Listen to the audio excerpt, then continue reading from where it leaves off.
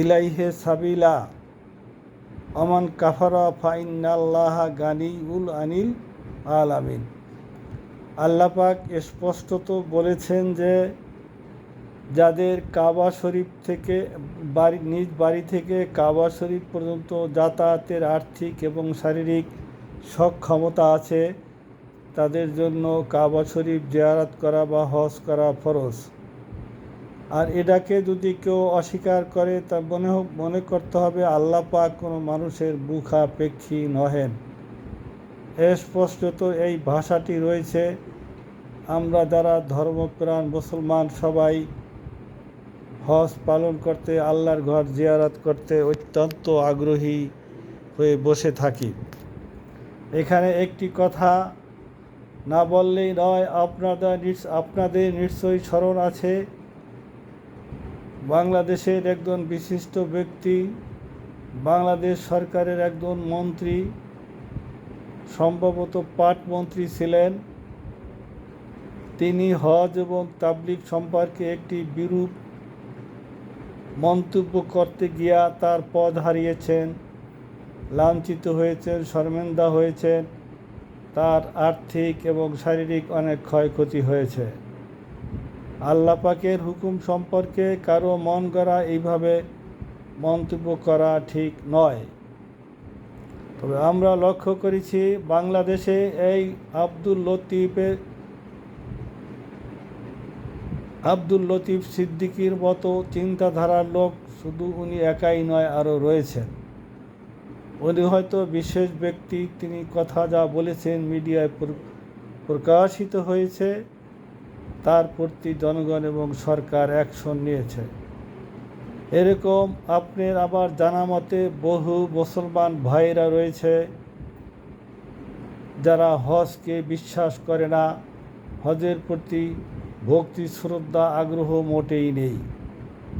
আমরা লক্ষ্য করেছি তাদের শারীরিক সক্ষমতা এবং আর্থিক সক্ষমতা থাকা সত্ত্বেও তারা বছরের পর বছর যুগ যুগ ধরে হজ করছেন না। তবে এরা তার ব্যক্তিগত বিষয়, কেউ জোর জুলুম করে তো তাকে এই পথে নিতে পারবে না।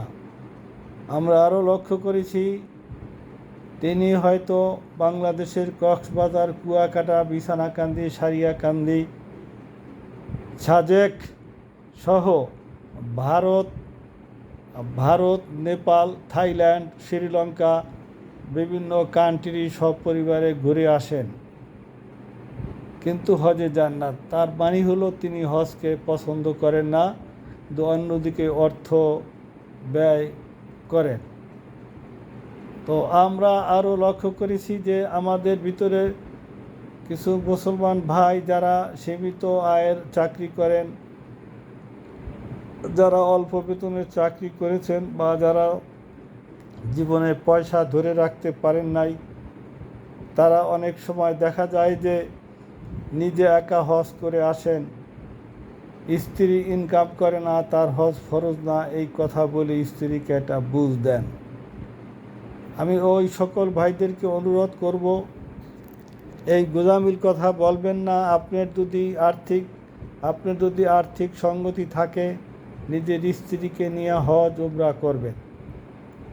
উনি মেয়ে লোক, ওনার ধৈর্য বেশি, বুক ফাটে তো মুখ ফাটে না। ওনারও আল্লাহর ঘর জিয়ারত করার ইচ্ছা আছে, কিন্তু ওনার দুর্বলতা হলো এই যে উনি ইনকাম করে না, আপনার ঘাড়ে চেপে বসতে চাচ্ছে না। আপনার এই উদারতা থাকতে হবে। আমি কোনো এক ব্যাংক কর্মকর্তাকে এভাবে বলেছি, বলার পরে ওই লোকের বুঝটা এসেছে, আমার দিক তাকিয়ে এসে চোখের পানি ছেড়ে দিয়েছে। তা আমি বলবো, অনুরোধ রাখবো, এই জাতীয় ভুল আমরা করব না। আমরা যখন হজ করার আর্থিক এবং শারীরিক সক্ষমতা থাকে তখন যেন আমরা নিজের বিবি সাহেবকে নিয়ে হজ এবং উমরা করে আসি। আমরা আরও লক্ষ্য করেছি যে আমাদের মধ্যে যারা একটু ছোটো চাকরি করেন অথবা সৎ ইনকাম করেন অথবা টাকা পয়সা ধরে রাখতে পারেন না, তারা সাধারণত শেষ জীবনে হজ করতে যান রিটায়ারমেন্টের পরে। এটা তো আর বলার কিছু নেই, আপনার সঙ্গতি নাই, আপনি কি করবেন। তারপরও আমরা অনুরোধ করব, সেই বৃদ্ধ বয়সে তখন আপনি নানা রকম শারীরিক সমস্যা জটিলতা দেখা দেয়, ডায়াবেটিক্স, কোমর ব্যথা, হাঁটু ব্যথা সহ চোখের সমস্যা, কানের সমস্যা, বয়স বাড়ার সাথে সাথে এই সমস্যাগুলো অবশ্যই দেখা দিবে। ঘন ঘন প্রস্রাব, বাথ, টয়লেট, কানের সমস্যা, চোখের সমস্যা, হাঁটু ব্যথা, কোমর ব্যথা, অন্তত কমপক্ষে এই জাতীয় সমস্যা দেখা দিবে। এই সমস্যার ভিতরে হজ পালন করা আসলে একটু কষ্টসাধ্য, ছাই করা একটু কঠিন কাজ। তারপর আরাফার ময়দানে যাওয়া, মুজদালিফার ময়দানে যাওয়া, মিনায় যাওয়া, নিজ হাতে কোরবানি করা, পাথর ছুঁড়ে মারা, প্রত্যেকটাই একটু কষ্টসাধ্য, কায়িক শারীরিক পরিশ্রমের দরকার।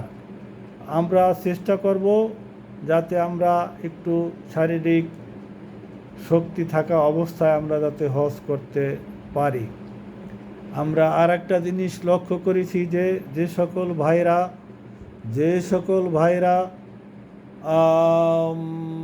ছোট চাকরি করে অথবা সৎ ইনকাম করে অথবা পয়সাটা ধরে রাখার ক্যাপাসিটি নাই, পারিবারিকভাবে পয়সাটা ধরে রাখতে পারেন নাই, অথবা ছেলেপেলে ভালো মানুষ করতে পারেন নাই, ভালো লেখাপড়া শেখাতে পারেন নাই, এটা আপনার আর্থিক দুর্বলতার কারণে হোক, আপনার পরিবেশগত কারণে হোক, অথবা ছেলে মেয়ের লেখাপড়া আগ্রহী না থাকার কারণে হোক, ছেলে মেয়ে হয়তো নষ্ট হয়ে গেছে, ভালো লেখাপড়া শেখাতে পারেন নাই, ডান পিটে হয়ে গেছে, মেয়ে ভালো লেখাপড়া শেখাতে পারেন নাই,